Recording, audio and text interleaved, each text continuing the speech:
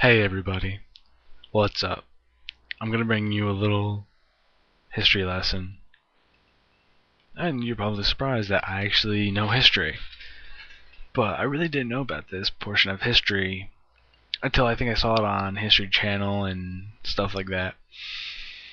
But I'm gonna tell you about the Japanese internment in places like Mandanar and the Japanese internment camps. Most notably on the West Coast. Like California, Oregon, Washington, places like that. Japanese people were uh, taken away from their homes, many of whom were U.S. citizens and second generation citizens born here, raised here. Um, they were removed. Over 150,000 Japanese Americans were interred. You couldn't be in the Western United States unless you were in an internment camp if you were Japanese. Uh, FDR, Franklin Delano Roosevelt, one of the presidents I like, signed the executive order that gave local military commanders the ability to designate military areas as exclusion zones from which any or all persons may be excluded. Which declared that all people of Japanese ancestry were excluded from the entire Pacific coast, including all of California and most of Oregon and Washington, except for those in internment camps. In 1988, Congress passed. Ronald Reagan signed legislation that apologized for the internment on the behalf of the United States government. That legislation said that the government actions were based on race prejudice, war hysteria, and a failure of political leadership. $1.6 billion in reparations were later distributed by the U.S. government to surviving internees and their heirs. They also mentioned this in Penn and Teller Bullshit, and there's a song by Fort Minor, which is called Kenji. I'll probably put a link in somewhere in this video that you can go check out that video, and I'll post a link to the Wikipedia file to the Japanese internment somewhere in the video at a later date, and you can go check out the stories on Wikipedia. You can look it up on your own. Google Japanese American internment 1941 through I think 1945. And I didn't really like the American government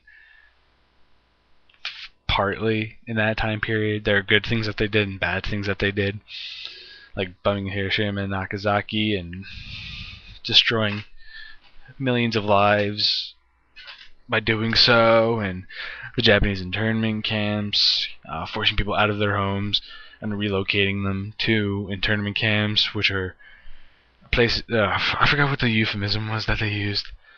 It was like war things.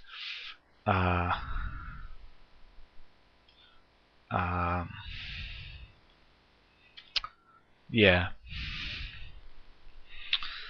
So I'll put a link in an annotation to the Wikipedia, or you can Google it and look up Japanese American internment. That's one of the darker moments in American history where we interned a whole race of people just because we had some fucked up fear that they were going to turn on us and do a homeland attack against us. I think that is what's happening now with the racial profiling of Arab people in America. That kind of thing is sort of mirroring the Japanese American internment.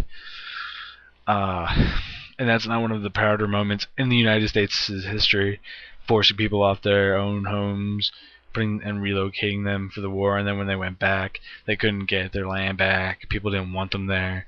People had a fear of them or prejudice against them. And I don't know.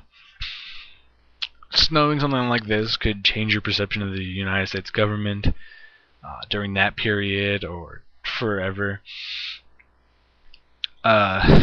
I don't know. Just wanted to give you that little lesson in U.S. history.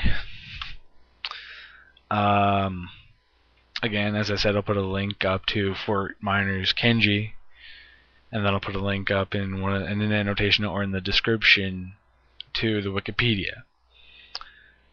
I don't know when I'll get to do that, but I will do that, and you can go check it out for yourself, go look it up for yourself. But I'm RezenatorZen. You've been just informed of some history that you may or may not have known about. Don't spam hate comments, because I will remove them. Now you know, and knowing's half the battle. Peace out, mofos.